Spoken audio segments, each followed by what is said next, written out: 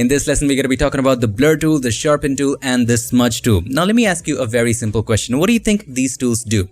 Well, you might say, Unmesh, that's pretty simple. It's in the name, right? One of them blurs, one sharpens, and one smudges. You're absolutely correct, but I would not recommend using these tools for any of those purposes right now. Maybe in the earlier versions of Photoshop, these tools were useful, but right now there are far better ways to do the same things. What are those ways, you might ask? Well, we're gonna cover that in this lesson. But does that really say that these tools are absolutely useless? No, there are some uses to it, and that's also what we're gonna talk about in this tutorial. So without any further ado, let's get started. So here we are with our very first image, and first of all, let's understand how these tools work, and let's start with the blur tool. So where would you find these tools? Well, all you gotta do is to just click and hold in this group, and you will find the blur tool, the sharpen tool, and the smudge tool in the same group, and that's why they're grouped in this one lesson. So let's go ahead and start with the blur tool. Again, what did we learn in the previous lessons? Any tool you select, the properties of that tool will be at the top in the options bar. Alright, now you can directly start blurring as the name suggests. So let's say you want to create a shallow depth of field effect. You want to keep the eyes in focus and maybe the edges of the face out of focus, just like you're shooting with a very fast lens. Alright, so you can start blurring right here just by painting over there. Now it's not doing anything much. You know why? Because the strength is low. So you can increase the strength. It just controls how much blur there would be. So if the strength is low, like 10%, and let's zoom into something that you can clearly see what's happening. So let's say we are blurring this side of the ear, right? If the strength is 10, we would have to paint too much to get that to blur just a little bit. Okay? If the strength is 100, we can paint just a little and have them blur pretty quickly. See how quickly that area blurred down? Okay, so that was all simple. Now, this is absolutely destructive. You might have already noticed that straight out of the bat. There is no way we can get it back. There's no way we can just reverse the entire thing. And there's no way we can just erase the blur in certain areas, right? Unless you do it on a brand new layer. So let's go back to the very beginning and let's create a brand new layer. Alright, if you are to use this tool, use it on a brand new layer. And then if you try to do anything, it won't do anything. So even if the strength is 100 and you try to paint, it's not doing anything. Why? Because there's nothing in this layer and it's not sampling from the layer beneath it. How do you make it sample from the layer beneath it? Well, that's pretty simple. All you gotta do is to check sample all layers. That's pretty much it. Once you have that checked, it will sample from all the layers, and then when you paint, it will blur that area. See? And that blurred area will be in this empty layer. If you have a look, if I turn just this layer on, have a look. That blurred area is in this layer. So if you blur it enough, if you blur more of that, more of those areas will show up. Hold the Alt key or the Option key and click on the eye to show all the layers. And then when you start blurring, the areas that you blur, those areas are going to show up in that layer. So you can of course just erase certain areas. Definitely you can take up an eraser and then erase certain areas and re-blur it again, right? That's one way of doing that. Well, this is not a very efficient way to blur. Plus there are some blend modes you can try. You can darken with blurring. So you can try doing that. So let's say you have the darken blend mode selected, and then when you blur, it just darkens those areas as well. Similarly with the lighten, hue, saturation, color, luminosity, I'm telling you, these are useless. You don't have to worry about that. Okay, so if you had to create a shallow depth of field with the blur tool, it's gonna take you a hell long time, and you really have to be Raphael or Michelangelo or probably what was the artist that created some really realistic paintings? Leonardo da Vinci. Yes, you would have to be some Renaissance painter to be able to just paint around and add some manual blur. That would be a very hard thing to do. Instead, there's an easy way. Well, all you gotta do is to press Ctrl or Command J, always have a backup, make a copy of the background layer. This is an easier way to do it. And then convert this layer into a smart object. Why? So that we can change the values of filter later.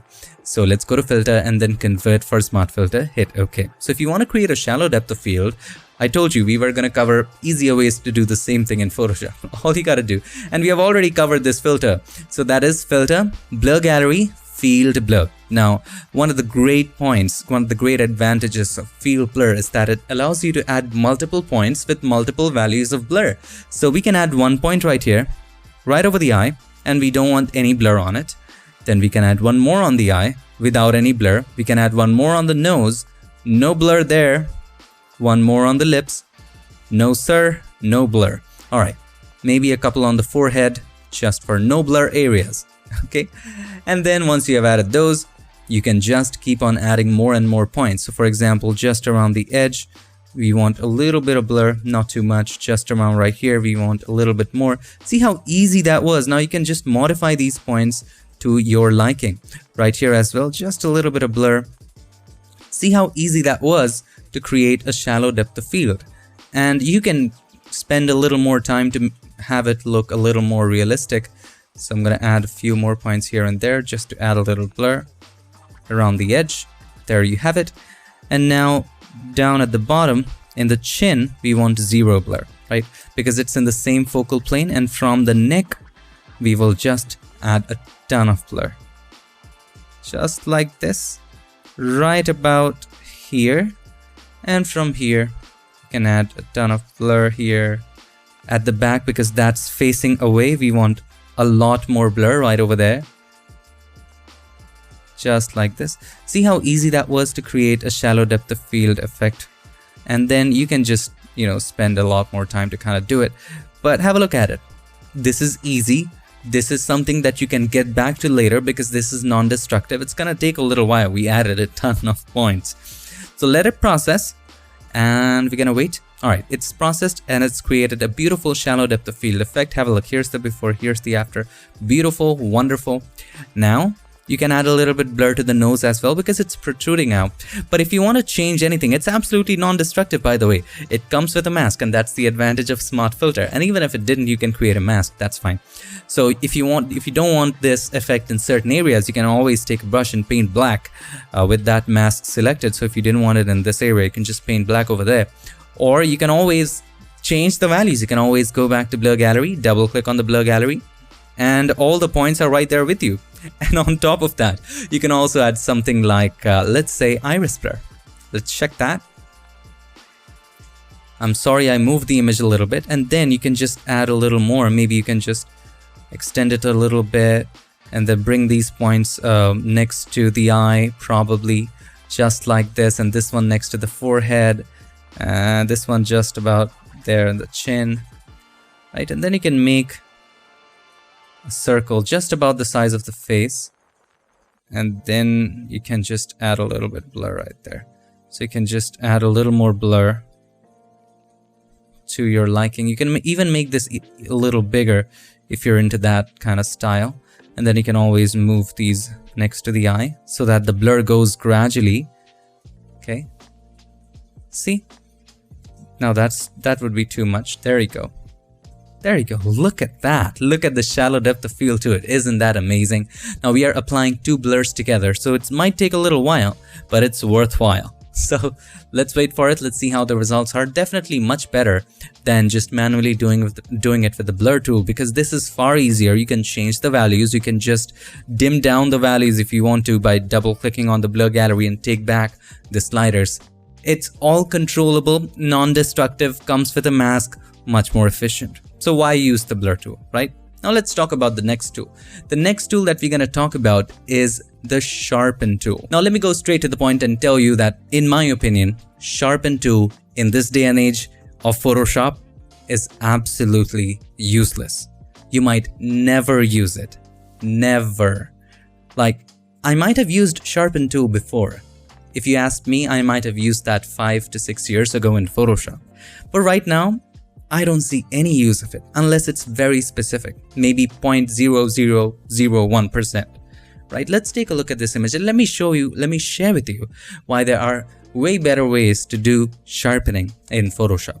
By the way, if you look at this image, there's a little less contrast. If you want to increase the contrast, quick little tip, all you got to do is to create a curves adjustment layer. Learn to use curves right now because it's one of the most important tools in Photoshop.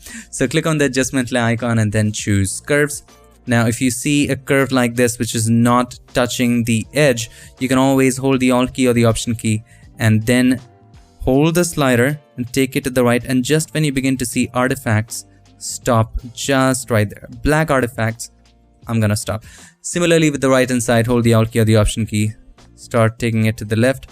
Now there are some artifacts in the cameras, which means that we are losing details over there, but we can mask those areas out if you're losing too much details, but this much should be fine. And we can always paint these back. But anyway, let's take a look. Here's the before, here's the after. Some nice contrast. You can just dim it down a little and create an S curve, something like this, just to just brighten this thing a little bit. Here we go. Here's the before, here's the after. Just a little bit more contrast, looks interesting. So let's say we have to sharpen the eyes right now. What are the ways of doing it? Well, you would have to zoom in, and if you are using the Sharpen tool, let's take a look. Eyes are not very sharp right over here. Now before we get into the Sharpen tool, let's understand why we sharpen in brief. Well, we do sharpen to get the details, of course, but sharpening can also be used as a technique to draw the attention of the viewer. In this case, in case of portraits, we want to draw the attention more towards the eyes, so we might want to sharpen eyes a little more. So in this case, let's say we want to sharpen the eyes. If you were to use the Sharpen tool, you would click and hold in this blur tool group, choose Sharpen tool, and similarly right here you have the strength as well. So you can select this layer and start painting over the eyes, and that will probably sharpen the eyes. And it does a good job. I'm not saying it does a bad job. It does an okay job, but you have very less control over it. And if you start painting too much, you begin to see these crazy artifacts, and it begins to go crazy. You don't have to go that far, but let's take a look at the before and after. So before the Sharpen tool, after the Sharpen tool. Look, it's kind of too much, but you get the point. So before Sharpen tool, after Sharpen tool, it's definitely sharp, right? But this one is absolutely destructive. It's destructive. There's no way we can erase the sharpening because it's burned down to the pixel. Maybe you did 1,000 steps after it. Maybe you even went all the way ahead and created a composite out of it, placed it in a Star Wars poster and did some crazy things. You worked 4 to 16 hours on just this composite, and then you might have had an idea to yourself thinking, why have I sharpened the eyes too much? I want to dim it down.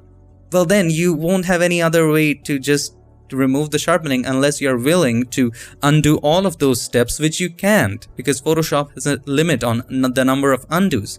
So we would be messed up. So try to work non-destructively. So let's go back to the very beginning where we didn't apply any sharpening. There you go. We had applied a little bit of curves. There's one more way of using this tool a little non-destructively, and that is creating a brand new layer at the top, and then you can choose sample all layers just as we did with what? With the blur tool. And then whatever areas you try to sharpen, that area is going to show up in that layer. That way you have a little more control. Here's the before, here's the after. There's a little bit of sharpening right there. There you go. We can sharpen this area a little bit. It might be good for quick sharpening, but I don't recommend this method because there's no other way we can control the amounts and the parameters of sharpening. Now there's a check called protect details. Just you can have it checked. It will protect all the details. That's what it says. If it's not checked, it might create halos and some other artifacts. So you can try checking and unchecking and see what results it creates. And strength, similarly, 100% strength, more sharpening, 1% less sharpening. That's all there is to it. Now let me show you a better way to do the same thing in Photoshop, and that is, you can create a stamp visible layer at the top. So create a layer at the top, Control Alt Shift and E. Right, that will create a stamp visible layer, merge everything that you're watching in the canvas right now, and then you can convert this into a smart object by going to filter and then convert for smart filter, hit OK. This is a smart object.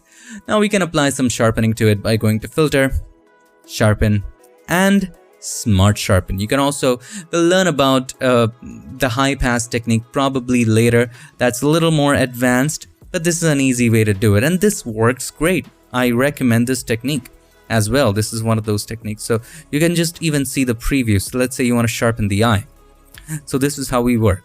We increase the amount all the way to the right hand side to 500. It'll give you a preview of how the sharpened eye will look like. Well, right now it doesn't look like much, right? Decrease the radius to 0 pixels. Slowly and gradually start increasing the radius. See what results it creates. So start increasing the radius. Just when you begin to see the halos, stop. So right now we are not seeing much halos, but here, as you can see, you're beginning to see some halos. So when you're beginning to see the halos stop, you can also look at the image here as well. So slowly and gradually increase the radius just when you begin to see the halos stop. And the great part about this technique is that I'm going to put it to 3.5. The great part here is that you can also choose what kind of blur you're trying to remove.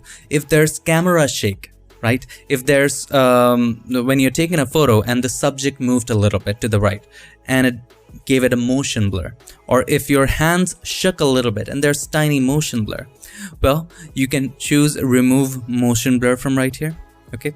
You can also choose the angle of the motion blur, and then if the lens blur, if you miss the focus, you can also choose Gaussian blur, and between lens blur and Gaussian blur, see what works better for you. So I'm gonna choose Gaussian blur and see how it is. Look at the image, probably decrease the radius, slowly and gradually increase it to a point which looks good. So this is Gaussian blur, this is lens blur. See what looks good in your image. In my opinion, lens blur looks good in this because we are trying to fix blur caused by the lens. So we'll go with 4, a little higher value, so that you can see what's happening.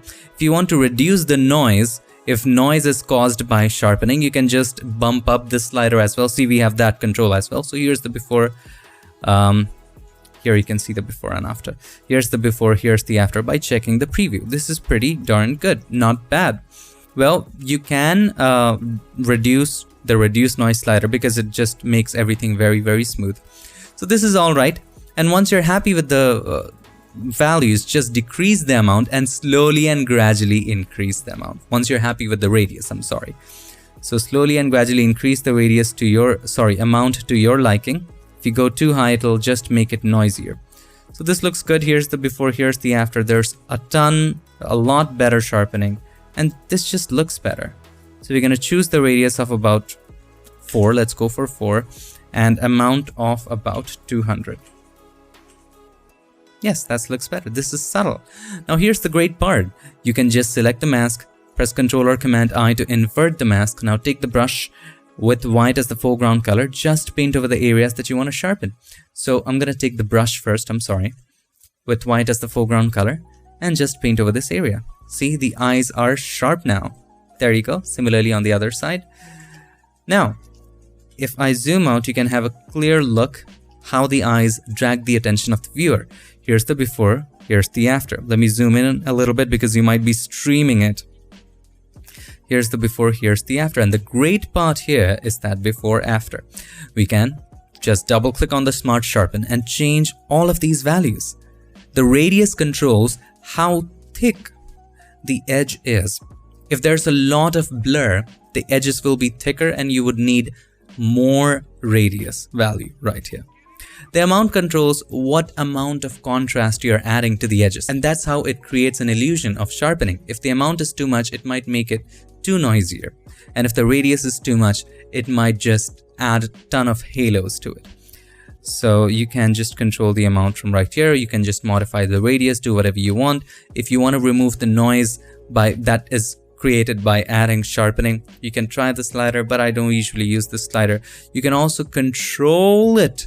If you click in the shadows and highlights, you can also control the sharpening amount in the shadows and highlights accordingly. Isn't this crazy amazing? Now, this is not a sharpening lesson. This is about the Sharpen tool, the blur tool, and the smudge tool, which I seldom use. So that's for some other time. But right now, as you can clearly see, there's a far better way to do it. And there are lots of other ways to sharpen. This is just one of them. We are just getting started. We can write a whole book on just sharpening. So as you can see, the Sharpen tool is useless.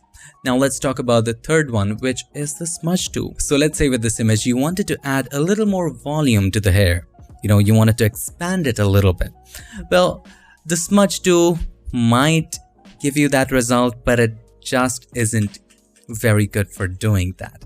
Well, let's zoom in and try to do that. So we have the smudge tool selected. It just smudges. It also adds a lot of blur. Now, I'm not saying smudge tool is absolutely useless. A lot of people do a thing which is in trend, and that is the smudge painting. So what they do is they select the smudge tool and just keep on smudging to create a kind of painting effect. Well, if you are looking for that kind of effect, maybe that is useful. Otherwise, smudge tool is not really useful, but there's a use to it.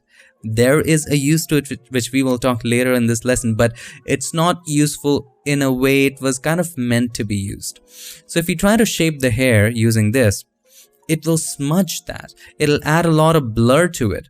So if I wanted to see, it's also very, very slow. See how slow that is? And it's also destructive.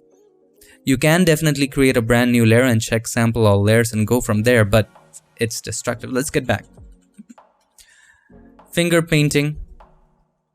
Just another type of smudge. That's all. It's again very slow. It's extending even now. I'm not even touching anything. Just take a look at it. It's just so damn slow. Let's go back to it. I don't know who uses that. Similarly, you have strength and blend mode and all of that jazz right over here. Better way to do this is pressing Ctrl or Command J and then going to filter, convert for smart filters, hit OK and then filter, liquify. And here you can use the usual forward warp tool shortcut W. You can just zoom out and slowly and gradually nudge out the hair just like this and see how faster this one is. And then you can give him a nice hair shape if you are into that, you know, do whatever. Just very tack, good, nice shape as if this guy just came out of the salon, how do you pronounce it? I don't even know, but you get the point. Yeah, this is so much more convenient to work with. Okay. Now, if I press OK, see, we got a nice haircut. Take a look. Here's the before. Here's the after. We gave it a little puff. That's what we need these days. Okay. Much more convenient than this Smudge tool. Well, as you saw, there are far better alternatives to all these three tools. So why would you still use them? Well, there are certain uses to two of these tools. The Sharpen tool is not really useful. I gotta tell you up front, it's useless. But let's talk about how you can really use the blur tool and the smudge tool. So let's say you have the photo of this man and you want to change the background. You want to mask him out. So you can use the select subject tool right there. In the later versions of Photoshop, it has made it absolutely easy. So with the quick selection tool, the object selection tool, or the magic wand tool, any one of these three selected, you can click on select subject once and it automatically creates a good selection. There are other ways to selections, and let me just close this. Let's go back. All right, once you have the selections in place, you can click on the mask button. This is a pretty good selection. Now let's change the background to something. Let's create a solid color adjustment layer and hit OK with black, place it under it. It's okay, but there's an issue. The face area looks okay, no problem. The hair has been selected okay as well. But if you have a look at the original image, this shirt area, these edges were a little out of focus because it was captured with a fast lens, and as you can see, his eyes and his face, his mouth and nose are in the same focal plane and they are in focus. His shoulders are a little further back away, so they are a little out of focus. But if you turn on the mask, have a look, so harsh they are, right? So we need to soften that, and for that we need the blur tool to just soften that area and not the image. I'm not talking about the image, I'm talking about just the mask. So you can select the mask with the blur tool selected. You can have the strength to 100 or whatever your choice. Then you can start painting right over here. With the mask select, keep in mind, you're not blurring the image. Make sure the image is not selected, because now if you paint, the image will be blurred. We don't want that to happen. We just want to blur the mask. So select the mask and start blurring. See, now it's not very sharp. If you have a look, see how sharp that was? Now when you paint, it adds a little blur to it. Now the selection is not perfect, but you get the point what the use of the blur tool is right now. If you want to blur this area a little more, paint a little more on that area. There you go. I'll paint just a little bit right over here. Okay. Maybe in the ear area, just one stroke. This area, just one stroke, right? This area needs a lot more blur, so I'll just keep painting right there. See? Now you can understand the use of the blur tool.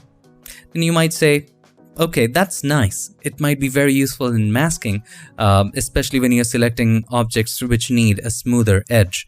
But what about other situations? Well, it's just useful for me. I have found this very useful in masking. You might also want to use it in some composites where there's a shallow depth of field and you just want to if you have a composite element and you just want to blur the edges a little bit, you might want to use it then. Also, it's useful when you are, let's say, using the pen tool for making a selection of something, and pen tool usually creates very harsh edges. And let's say there's an edge of a shoulder or something that's further back and there's a little blur that you want to add to it.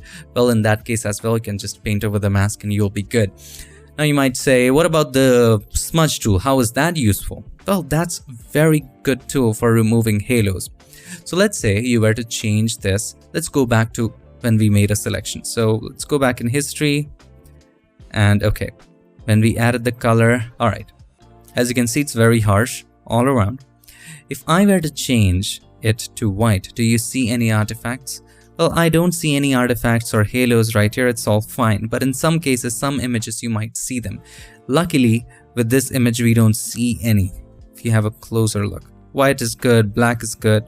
But if you choose gray, probably here, you might see a little line. Have a look at this. Some images might have it a lot, but this image doesn't have it, but we still want to remove it. So you can select the mask, and now you can use the smudge tool just in that area to give it also a softer edge and also push it in. So select the mask, make the brush a little bigger right over here, just around the edge. And then all you got to do is to just push it in slowly. See, it's just pushing the mask in, right? See what nice effect it's creating. Also, we don't want any finger painting on it. Just make sure that's unchecked. So let's just push it in. See that? See how soft it is? It's soft and also it's removing the line. It's a great way to remove halos. It's one of the techniques that I use all the time. Also, it can be used here as well because it makes it soft and pushes it in as well at the same time. Well, it's making the fabric a little, it's making the edges look a little fabricy. If that's the look you're going for, this is a really good way to do it. So I'm going to push this in a little bit as well. You can push out stuff as well. So in here, if there were halos, you would just, with the smudge tool selected in the mask area, just push it in. See? You can also momentarily use it to push things out a little bit.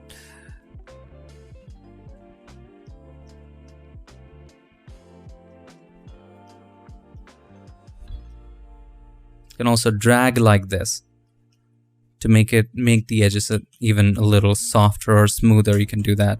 So you can drag like this to make the edges smoother, go smoothly in a line. You can do that. There we go. Okay. Zoom out. Have a look. See how convenient that was.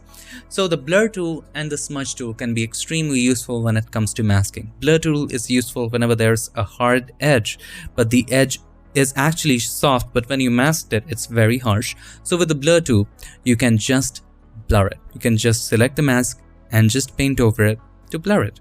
It's very useful, especially also when you're using the pen tool to make a selection. Then you will always have a hard edge. Now let me give you a quick demo here just of a small area. So I'm going to delete the mask. Okay, so let's say we were to select this area, and with the pen tool, we have already talked about pen tool in the previous lessons. So you were to do a very nice, very smooth selection right here. See how nice this is? And that's what I love about the pen tool. It gives you better edges than the actual edges. Right? Just do this section. All right. Right click on it and choose make selection. This is for fast result. And then if you click on the mask button, it creates a mask. Right now, as you can clearly see that I'm going to choose black. Clearly see the edges are nice, very nice. But if you look at the actual edges, they're soft. And but the one we did with the pen tool is very harsh. Yes, we do need some harshness in some areas like the face, but not in the shoulder area. So we can choose the blur tool. You can also do it with the smudge tool. It's a little fun. Select the mask and then strength 100. Just paint over that area. See how natural it is, and you can add a gradual blur. So let's say this area you don't want to add a lot of blur. So I'll just brush less amount of time. Less. But in this area we want more. So we'll paint more on this area. So there you go. How nice that masking is right now. How better it looks, even better than the original edge. So those are some ways you can use the blur tool and the smudge tool. I hope you found this lesson useful. Just know that there are better ways to do things for blurring, sharpening, and pushing things here and there, and that is liquify. But actually the blur tool and the smudge tool do have their own important applications. See you in the next lesson. Till then, stay tuned and make sure that you keep creating.